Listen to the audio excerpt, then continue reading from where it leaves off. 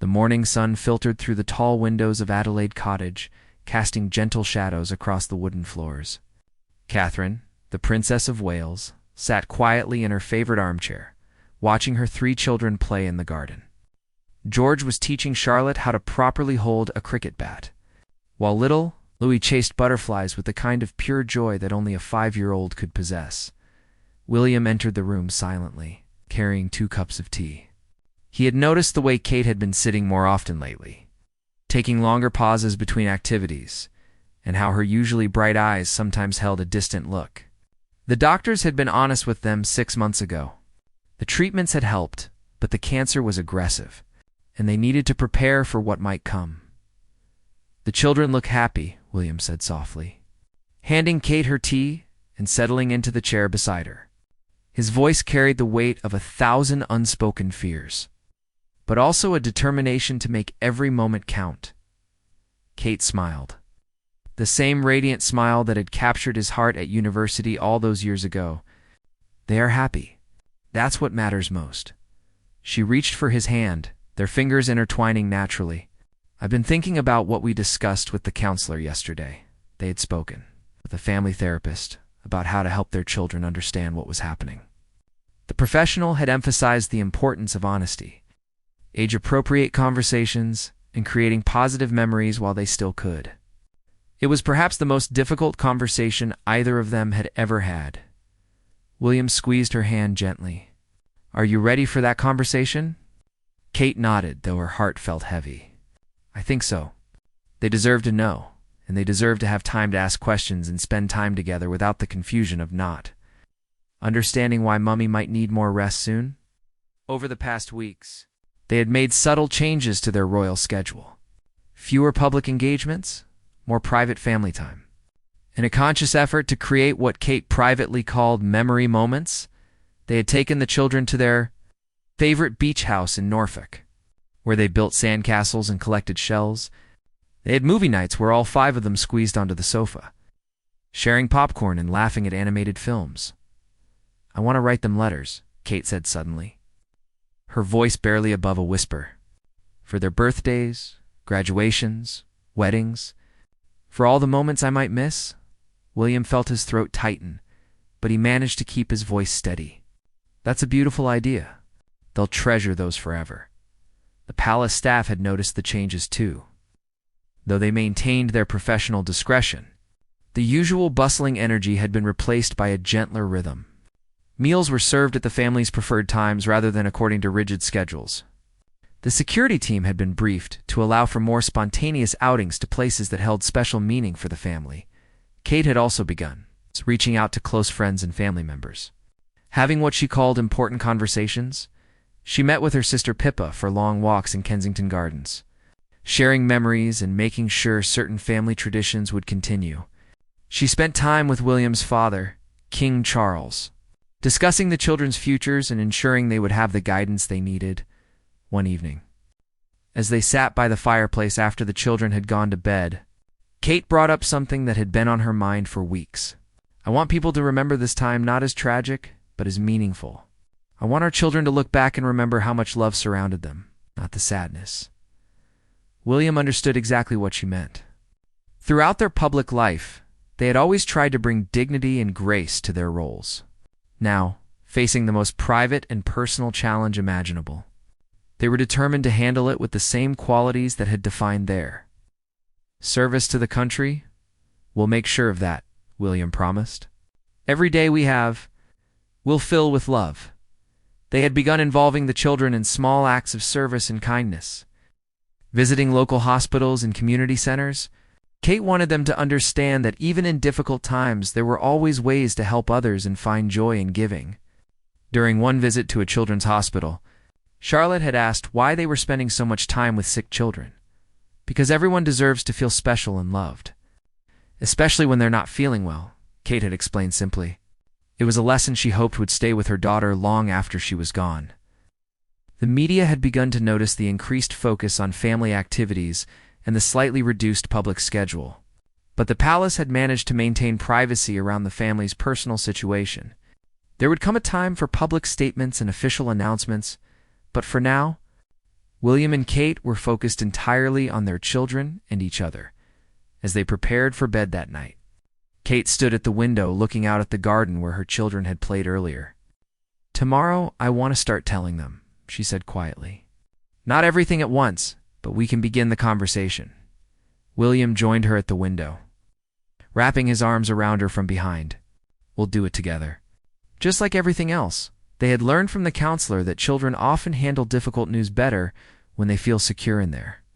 Parents love, and when information is shared gradually, allowing them time to process and ask questions. The plan was to start with George as the oldest, then include Charlotte and Louis in age-appropriate ways. "I love you," Kate whispered, leaning back against William's chest. "I love you too." More than words can say outside. The garden was peaceful under the starlight, and inside Adelaide Cottage, a family prepared to face one of life's greatest challenges with courage, love, and an unshakable commitment to protecting the happiness of 3 young children who meant everything to them. The morning sun filtered through the tall windows of Adelaide Cottage, casting gentle shadows across the wooden floors. Catherine, the Princess of Wales, sat quietly in her favorite armchair, watching her 3 children play in the garden. George was teaching Charlotte how to properly hold a cricket bat, while little Louis chased butterflies with the kind of pure joy that only a 5-year-old could possess. William entered the room silently, carrying 2 cups of tea. He had noticed the way Kate had been sitting more often lately, taking longer pauses between activities, and how her usually bright eyes sometimes held a distant look. The doctors had been honest with them 6 months ago. The treatments had helped, but the cancer was aggressive, and they needed to prepare for what might come. "The children look happy," William said softly, handing Kate her tea and settling into the chair beside her. His voice carried the weight of 1,000 unspoken fears, but also a determination to make every moment count. Kate smiled, the same radiant smile that had captured his heart at university all those years ago. "They are happy. That's what matters most." She reached for his hand, their fingers intertwining naturally.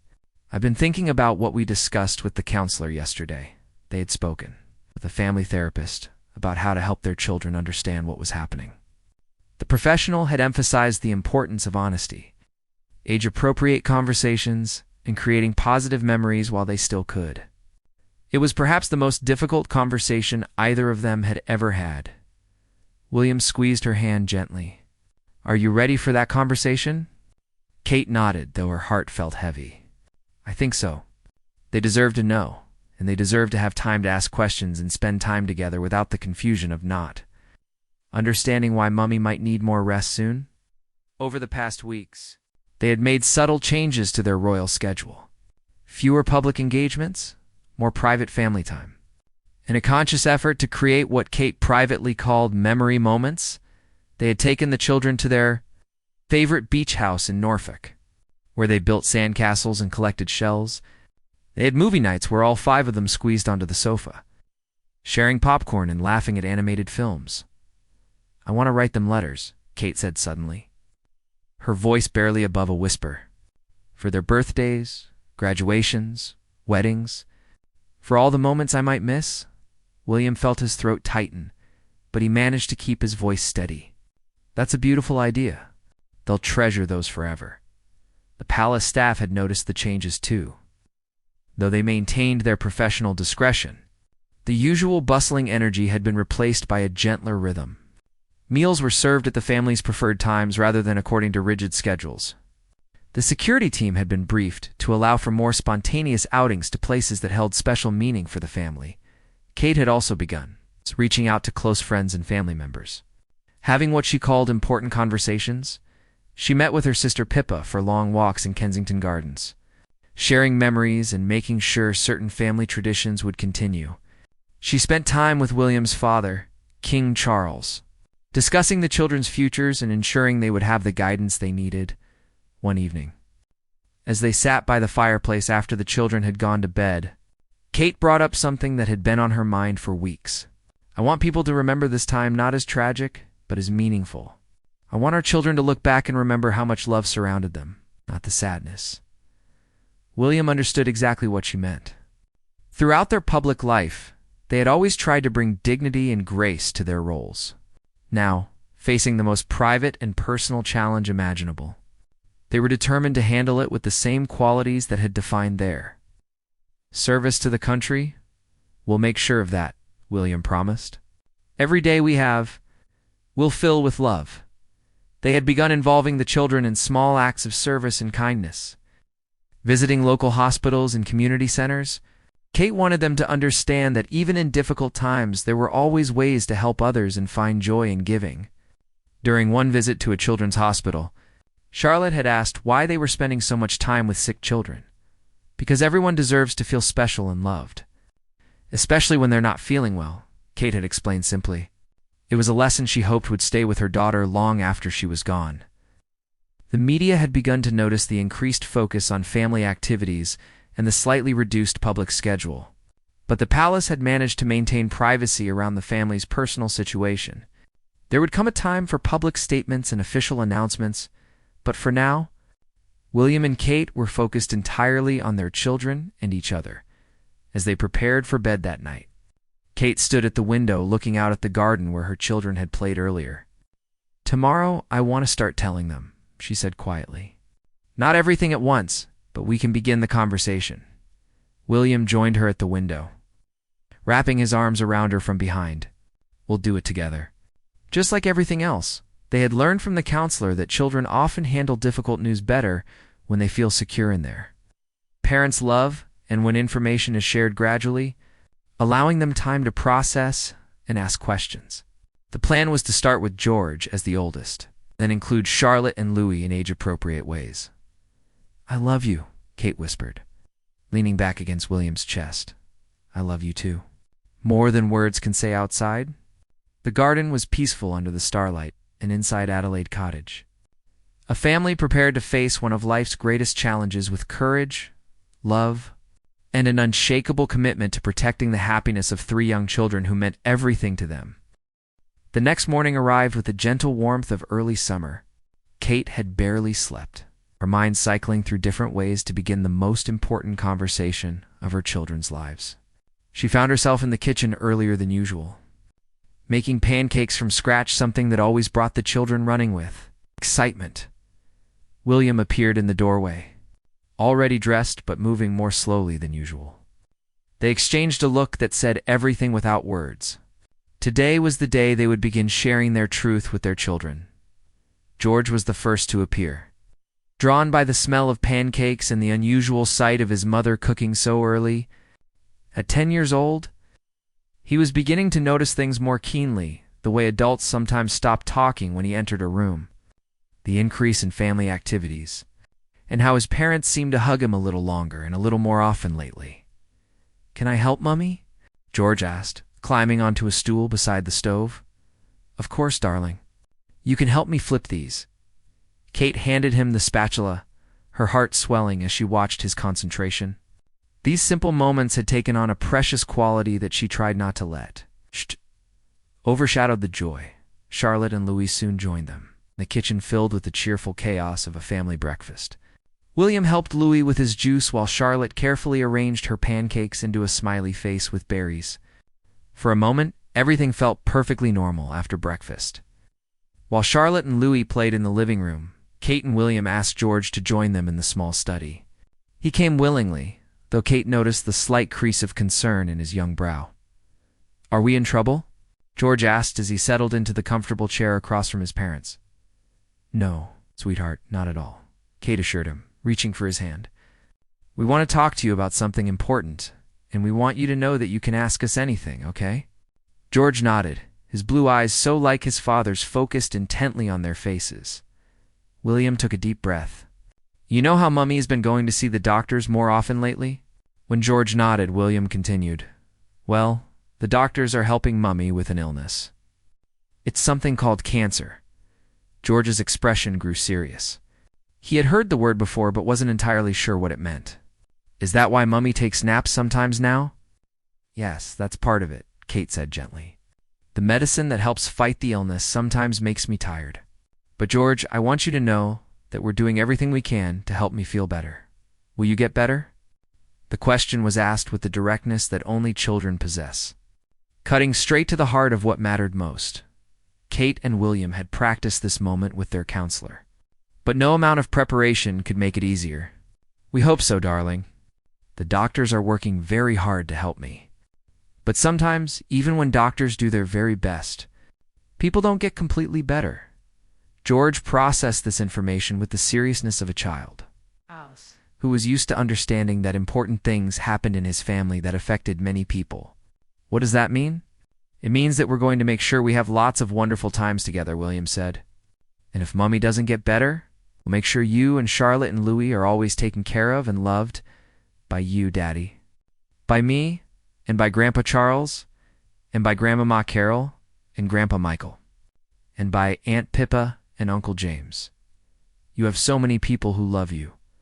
George was quiet for a long moment, clearly thinking hard about what his parents had shared. Finally, he asked, "Can I still tell you things if you're really sick, Mummy?" Kate's eyes filled with tears, but she kept her voice steady. "Always, George. Even if I'm very tired or not feeling well, you can always tell me anything. And if there comes a time when I can't answer right away, Daddy will be here, and we'll make sure you never feel alone. What about Charlotte and Louie? Do they know?" "We'll tell them too, in ways they can understand," William explained.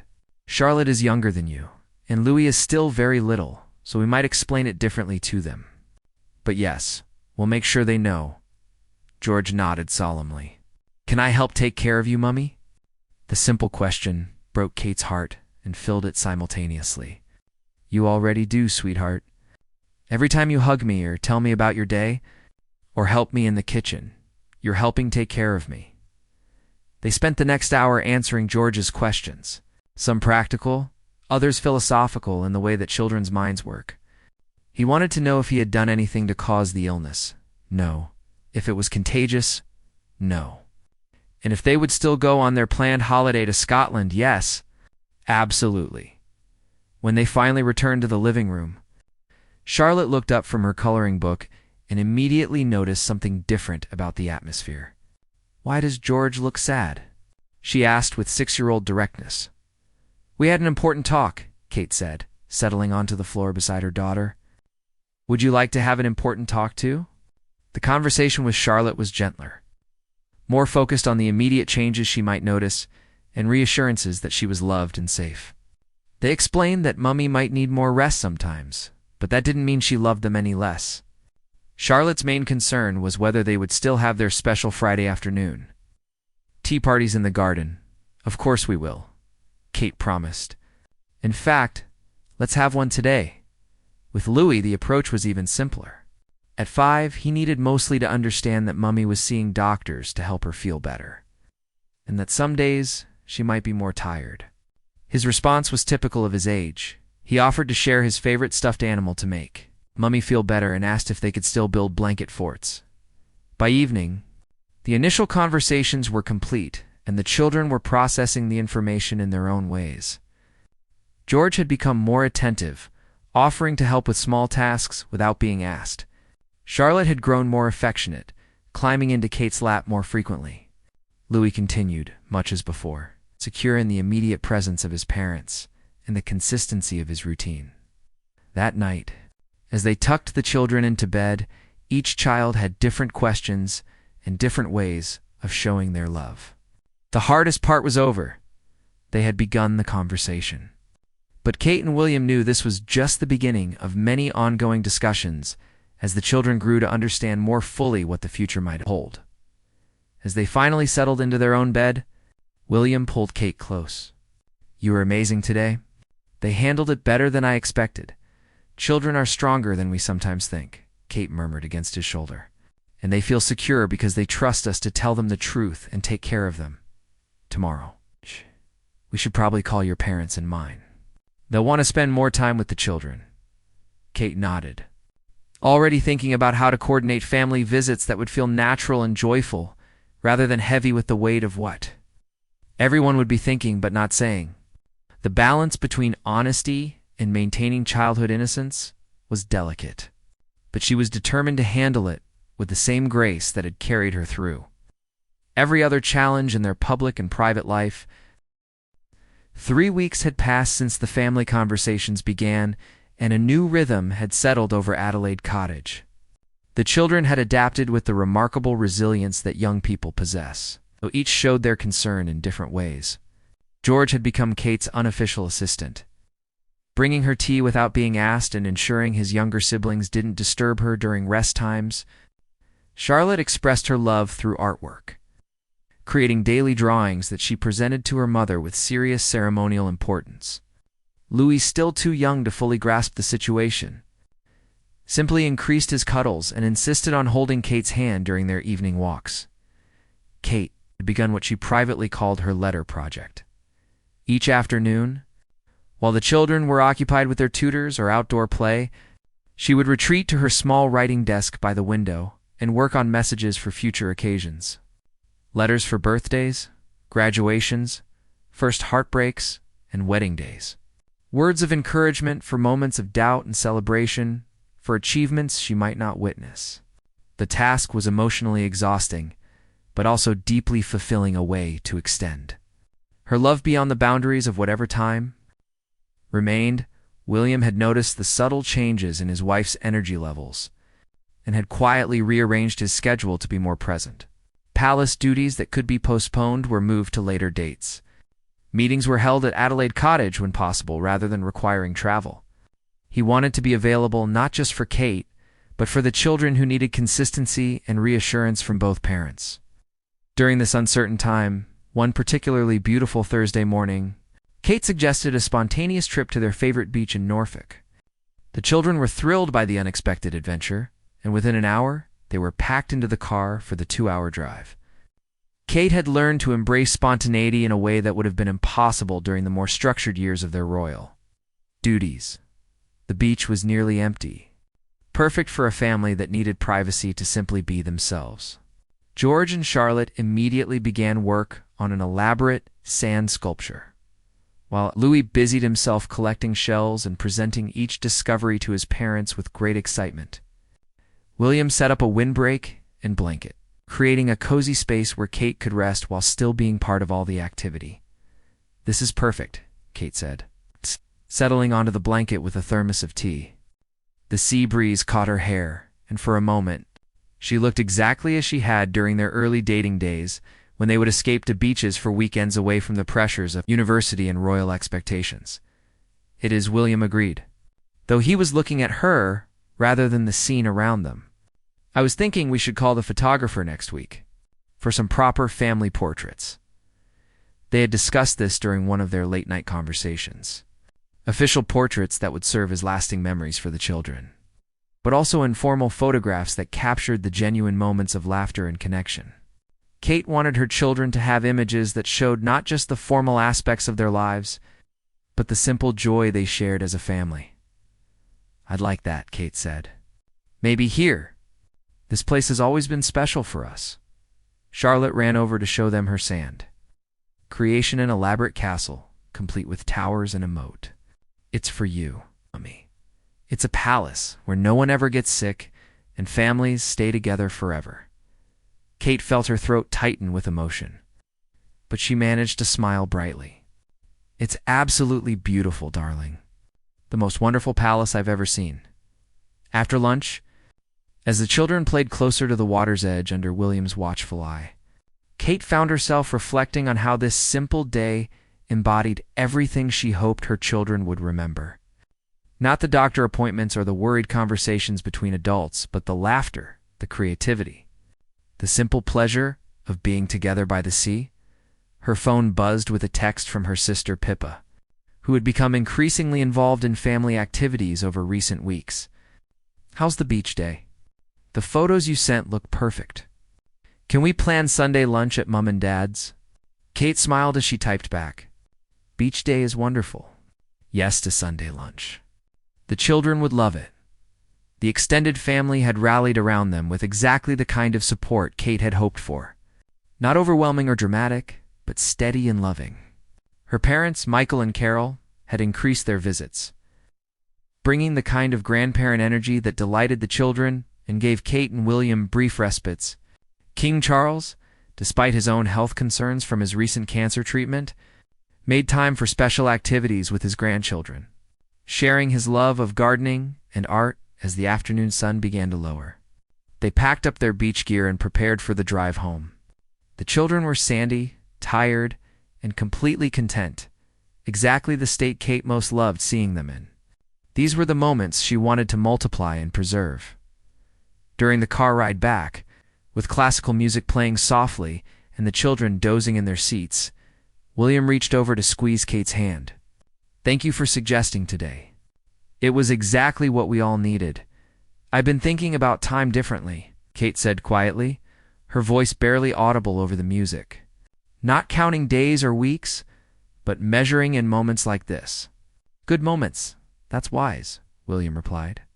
"The children will remember today. The castle Charlotte built, George teaching Louis how to skip stones. All of it. I hope so. I hope they remember being happy that evening as they went through the familiar routine of baths, stories, and bedtime.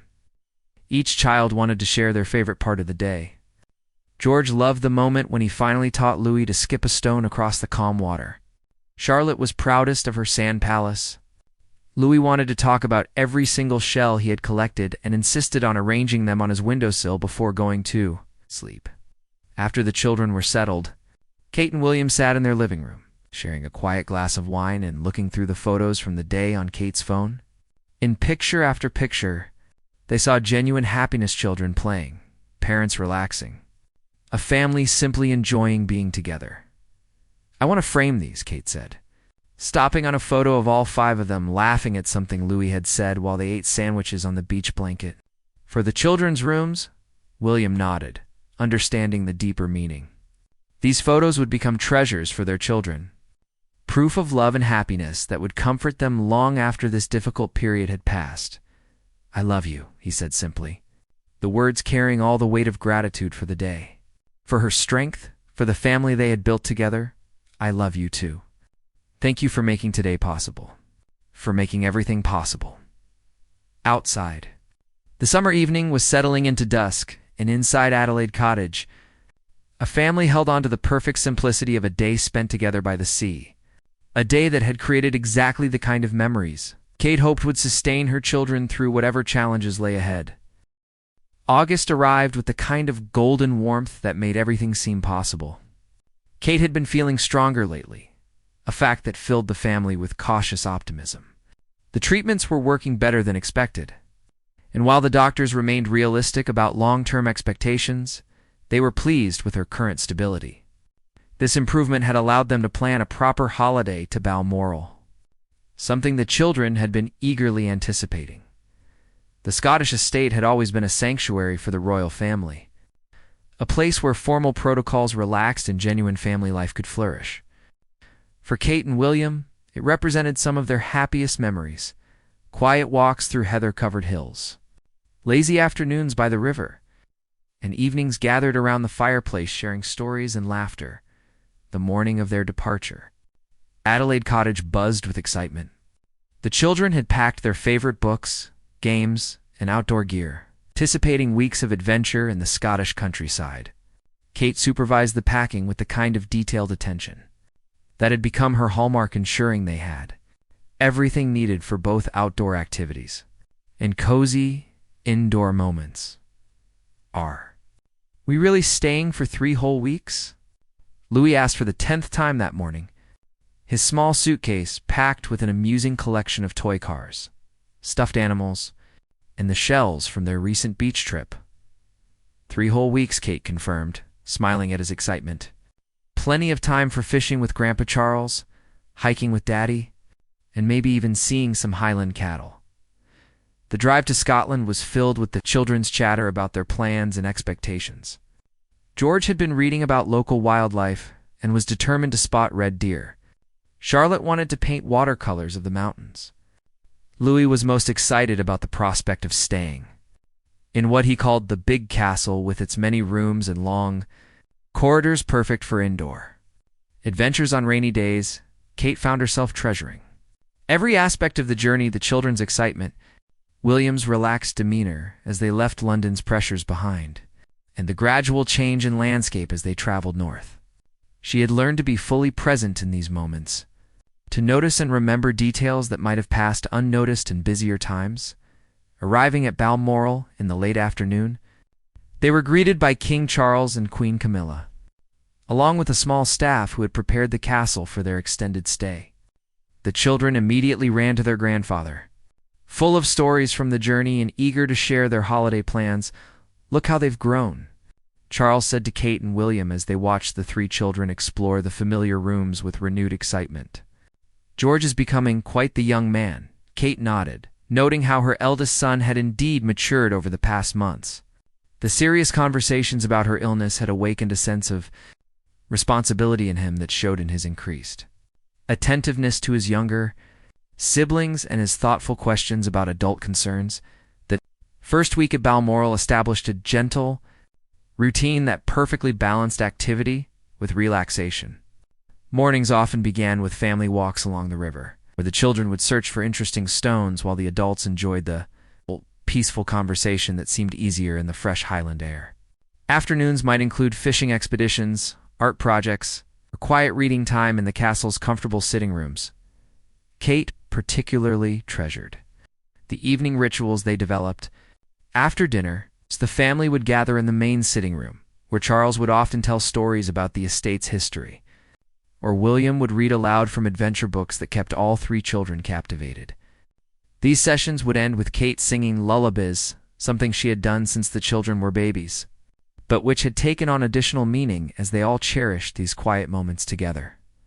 One evening, as they settled into their familiar circle after dinner, Charlotte climbed onto Kate's lap with her sketchbook. "I drew our whole holiday," she announced, flipping through pages that showed their daily adventures in the enthusiastic style of a 6-year-old artist.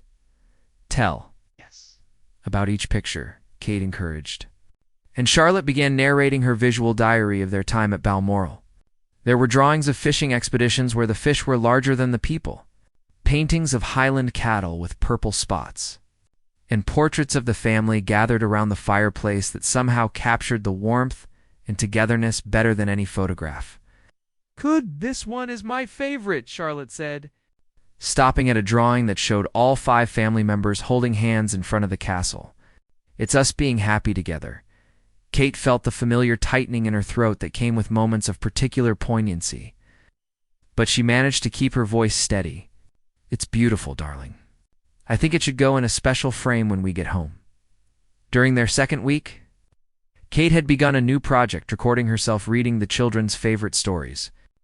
Using a small digital recorder that William had brought from London, she would spend quiet afternoon hours in her room, creating an audio library of bedtime stories and books the children loved. It was another way of extending her presence into their future, ensuring that her voice could comfort them even when she might not be available to read to them in person. William found her one afternoon, surrounded by picture books, and speaking into the recorder in the gentle, animated voice she used for bedtime stories. He waited quietly until she finished the chapter she was reading, then sat beside her on the bed. "That's a wonderful idea," he said softly. "They'll treasure these." "I hope so. I know there might come a time when I'm too tired to read to them, and I want them to still have story time with Mummy." The simplicity of the statement belied its emotional weight, but they had both learned to discuss these practical preparations with the same matter-of-fact approach they used for any other aspect of family planning. It was a way of maintaining normalcy while acknowledging reality. The third week brought a visit from Kate's parents and sister, turning Balmoral into a true multi-generational gathering. The children delighted in having both sets of grandparents present, and the adults enjoyed the kind of relaxed family time that felt increasingly precious. One afternoon, while the children were occupied with a treasure hunt that Charles had organized throughout the castle grounds, Kate found herself walking alone through the gardens with her mother. They moved slowly, taking time to admire the late summer flowers and enjoy the peaceful Highland air. "You seem stronger," Carol observed, linking her arm through Kate's. "The rest has been good for you." "I feel more like myself here," Kate admitted. "Less like a patient, more like just a mother and wife on holiday with her family. That's important. For you and for them." Carol gestured toward the castle where they could hear the distant sounds of the children's laughter as they continued their treasure hunt. "They'll remember this time." The happiness of it. Kate nodded, watching as George appeared around a corner of the castle, clearly excited about something he had discovered. Charlotte and Louis were close behind him, all three children thoroughly engaged in their grandfather's elaborate game. "I hope so," Kate said. "I want their memories of this time to be about love and family and feeling safe, not about illness and worry." As their time at Balmoral drew to a close, Kate felt a deep sense of gratitude for these weeks of relative normalcy. The castle had provided exactly what they all needed: space to be a family without the pressures of London life. A time to create memories, and the particular kind of peace that came from being surrounded by people who loved them unconditionally. The night before their departure, the family gathered one last time in the sitting room.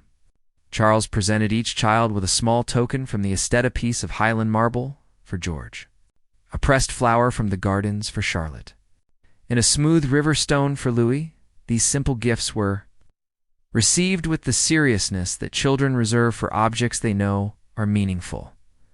As Kate tucked each child into bed that final night at Balmoral, she found herself hoping that someday they would return to this place and remember not just this holiday, but the feeling of being completely surrounded by love during a difficult time in their young lives. September brought a bittersweet return to routine as the family settled back into life at Adelaide Cottage. The children resumed their lessons with renewed energy, full of stories from their Scottish holiday and treasures collected during their weeks at Balmoral. Kate had hoped the rest and family time would sustain her improved health, but within days of their return, she began experiencing the familiar fatigue that signaled her body was struggling again. The medical appointments resumed with increased frequency. Dr. Harrison, Kate's primary oncologist, was honest but gentle in his assessments. The summer improvement had been real but temporary. The treatments that had been so effective were becoming less so, and it was time to discuss transitioning from aggressive treatment to comfort. Kate and William sat in the pristine medical office, holding hands as they absorbed this shift in their journey. They had known this moment might come, had even discussed it with their counselor. But the reality felt different from the theoretical preparation. "What does this mean practically?" William asked, his voice steady, despite the storm of emotions beneath the surface. "It means we focus on quality of life," Dr. Harrison explained kindly. "Managing symptoms so that Kate can be comfortable and present for the family activities that matter most. Less time traveling to appointments, more time at home." Kate found herself oddly relieved. The constant cycle of treatments, with their side effects and uncertainties, had become exhausting. The idea of focusing on living rather than fighting held an unexpected appeal. "How long?" she asked directly, the question William had been afraid to voice. "It's difficult to say precisely. Possibly weeks, possibly several months. We'll monitor closely and adjust our approach to keep you as comfortable as possible for whatever time we have."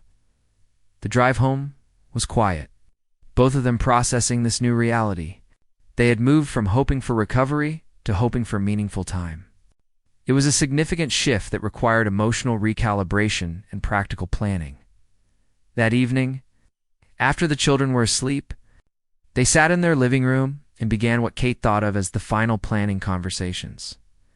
They discussed practical matters like wills and guardianship arrangements, but also deeply personal topics like how William would help the children remember her and maintain the family traditions she had established. "I want to finish the letters," Kate said. "All of them. And I want to record more stories, maybe some personal messages for when they're older." William nodded, understanding that these projects had become Kate's way of extending her motherhood beyond the physical limitations they now faced. "I'll help however I can. Maybe we could make some video messages together too." Over the following weeks, Kate threw herself into what she privately called her legacy work, with the same dedication she had always brought to her royal duties. She completed birthday letters for each child through their 18th birthdays. She wrote graduation messages, wedding day letters, and notes of encouragement for difficult times. Each letter was carefully sealed and labeled, creating a future correspondence that would allow her to remain present in their lives during important moments. The audio recordings expanded beyond bedtime stories to include lullabies, explanations of family traditions, and messages about values she hoped they would carry forward.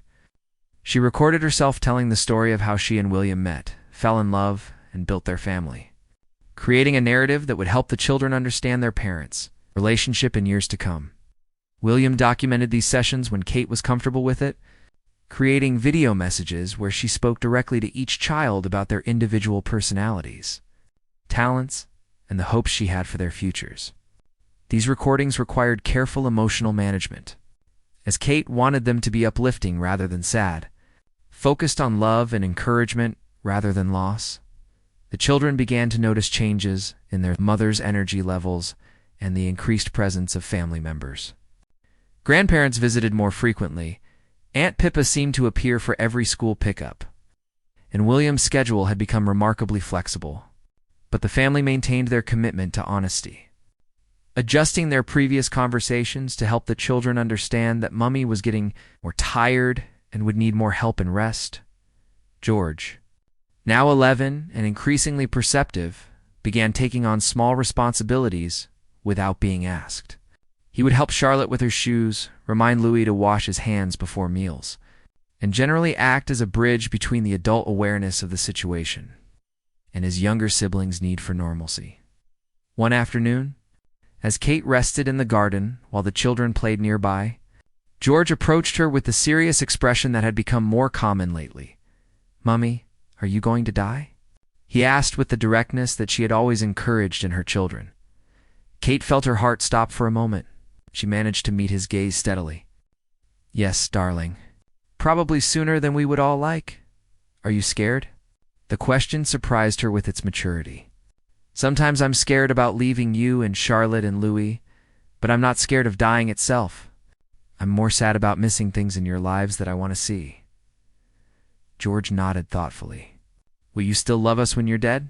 "Forever and always." "Death doesn't change love, George. I will love you forever, and you'll carry that love with you always. Will you watch us from heaven?" Kate hesitated, not wanting to make promises about things she couldn't know for certain. "I don't know exactly what happens after we die, but I believe that love continues somehow. What I do know is that you'll always have all the love I've given you, and Daddy will make sure you remember how much you mean to me that evening." George shared parts of their conversation with Charlotte and Louis, taking on the role of translator that older siblings often adopt during family crises. His explanations were simple and reassuring, helping his younger siblings process information at their own pace. Kate and William began planning what they privately called memory activities special, one-on-one time with each child that would create lasting individual connections. Kate spent an afternoon teaching Charlotte how to make her grandmother's famous chocolate cake, a recipe that had been passed down through 3 generations.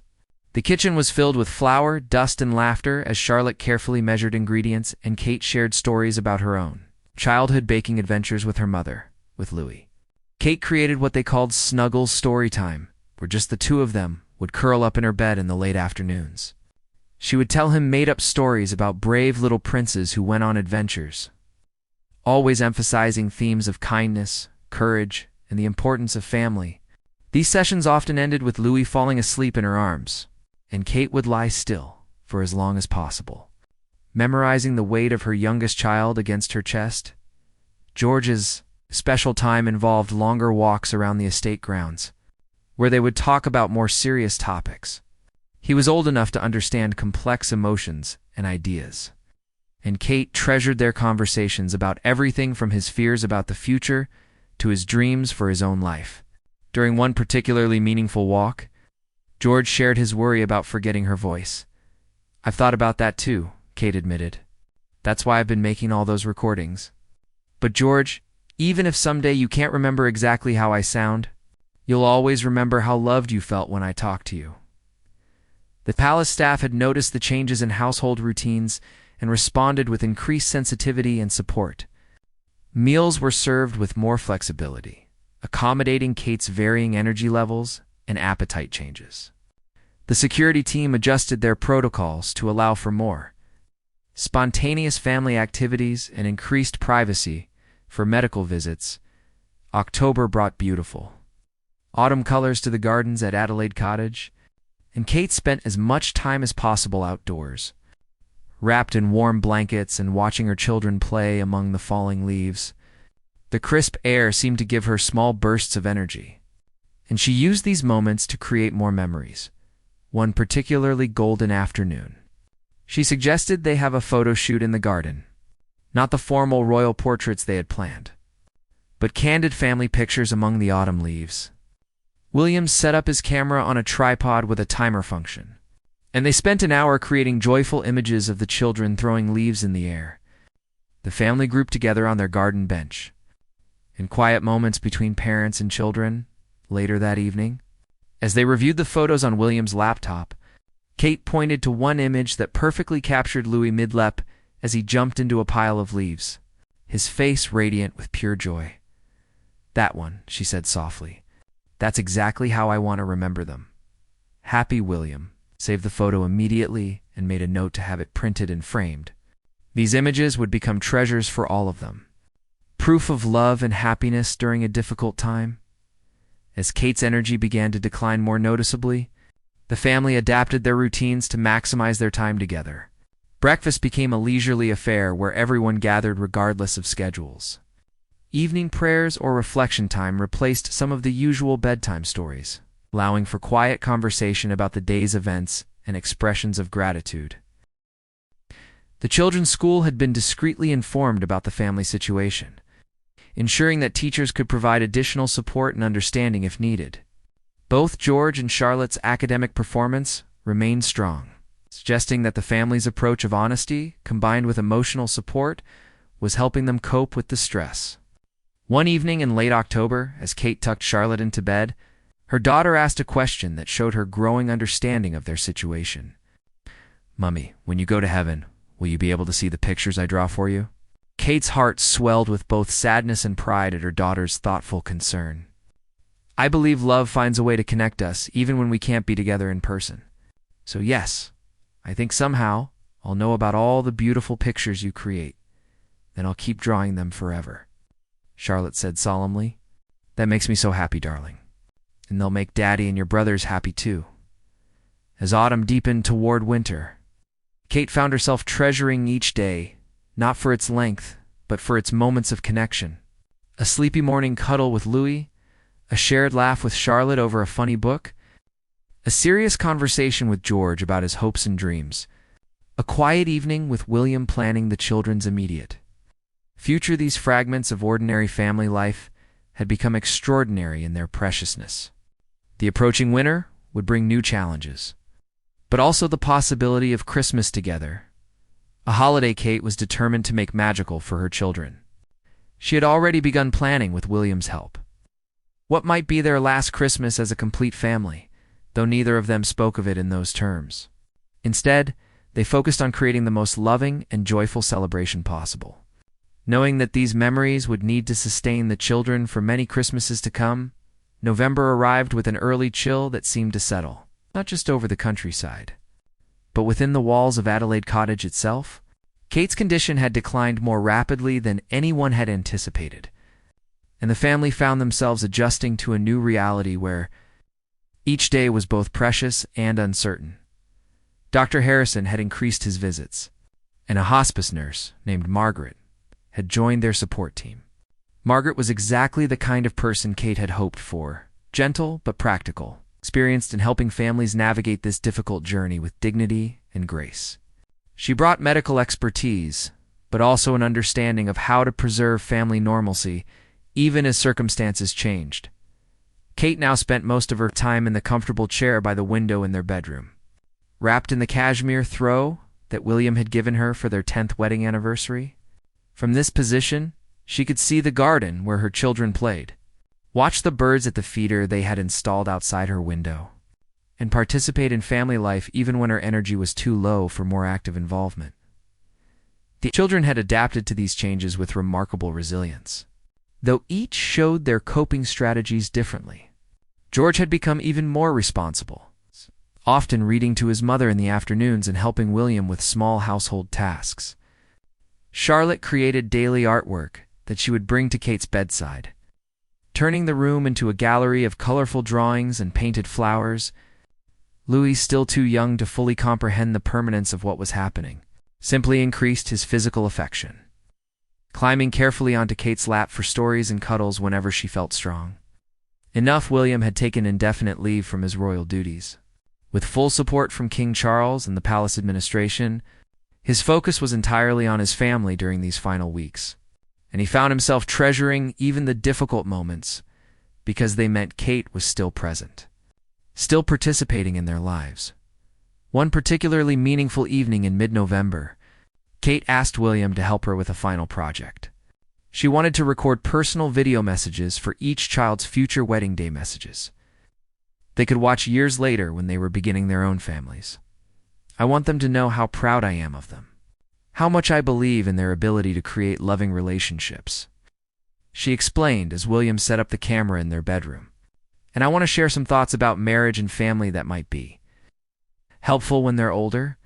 The recording sessions were emotionally challenging, but also deeply fulfilling. Kate spoke to each child individually, sharing her hopes for their futures and the qualities she had observed in them that would serve them well as adults. She talked about the importance of kindness, the value of loyalty, and the strength that comes from truly loving and being loved. "George," she said to the camera, her voice weak but clear, "you have such a generous heart and such wisdom for someone so young. When you find someone to share your life with, remember that the best marriages are partnerships where both people help each other become their best selves." For Charlotte, she emphasized creativity and compassion. "You see beauty everywhere, darling, and you make the world more beautiful just by being in it. Choose someone who appreciates that gift and who makes you laugh every day." To Louis, still her baby despite his 5 years, she spoke about the joy he brought to everyone around him. "You have this wonderful ability to make people smile, Louis. That's a special gift. Use it to make your family happy, and find someone who makes you feel as joyful as you make others feel." The messages took several days to complete, as Kate's energy came in small waves. William ensured each session was comfortable and unhurried, understanding that these recordings would become priceless gifts for their children's futures. As November progressed, Kate's appetite decreased significantly, but she found comfort in the rituals of family meals. Even when she couldn't eat much herself, she treasured the conversations around the dinner table, the children's descriptions of their daily activities, and the simple pleasure of watching her family enjoy the foods she had taught their cook to prepare according to her mother's recipes. William had begun preparing the children for what was coming. Building on the honest conversations they've been having throughout this journey, he explained that Mummy was getting much more tired and that soon she would need to sleep most of the time.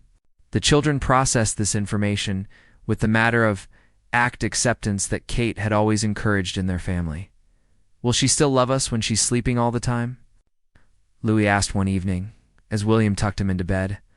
"Always and forever," William assured him, "even when Mummy is sleeping. Her love for you never sleeps." The first week of December brought an unexpected gift. Kate's energy improved slightly, enough for her to participate in the early stages of Christmas preparations. She sat in her chair directing the children as they decorated the tree, laughing as Louis insisted on hanging ornaments at his eye level, creating a bottom-heavy but joyful display. "It's perfect," Kate declared, and meant it. The tree looked exactly like what it was decorated by children with love and excitement. Without concern for symmetry or traditional placement, Christmas shopping had been handled quietly by William with input from Kate about each child's special gifts. But Kate had one more surprise she was determined to complete. With Margaret's help, she had been working on memory boxes for each child's small wooden chests filled with photos, letters, small mementos from their times together, and items that represented the individual relationship she had with each child. George's box contained the compass they had used during their nature walks, photos from their serious conversations, and letters about the young man she saw him becoming. Charlotte's held paintbrushes, pressed flowers from their garden adventures, and colorful hair ribbons like the ones Kate wore. Louis's box was filled with the small cars he was always giving her as gifts, photos of their snuggle times. and the soft blanket that had covered them during afternoon story sessions. On December 15th, Kate woke feeling more alert than she had in weeks. She asked William to gather the children in her room, saying she had something important to share with them. As they settled around her chair, she looked at each of their faces. Memorizing the trust and love she saw there, "I want to tell you how proud I am to be your mother," she began. "You three are the greatest joy of my life, and you always will be. I want you to remember that no matter what happens, you are loved beyond measure." She presented each child with their memory box, explaining that these were special treasures to keep forever. The children opened them with reverence, understanding instinctively that they were receiving something precious. "These are so we can remember all our best times together," Kate explained. "And when you look at these things, I want you to feel happy, not sad, because every single moment we've shared has been a gift." That evening, after the children were asleep, Kate and William sat together in the quiet of their bedroom. She was exhausted from the day's activities, but deeply satisfied. "Thank you," she said quietly, "for making this possible, for handling everything so beautifully, for protecting their happiness, for being exactly the father and husband they needed during this impossible time." William kissed her forehead gently. "Thank you for showing us how to do this with grace, for making sure our children will remember love instead of fear." Outside their window, snow had begun to fall softly, covering the garden in peaceful white. Kate watched the flakes drift past the glass and felt a deep sense of completion. She had done what she set out to do, protected her children's sense of security, created lasting memories of love, and ensured that her family would continue with strength and joy even after her gentle farewell. The snow continued falling throughout the night, and Kate fell asleep holding William's hand, surrounded by the quiet peace of a family that had learned to measure time not in days or years but in moments of perfect love.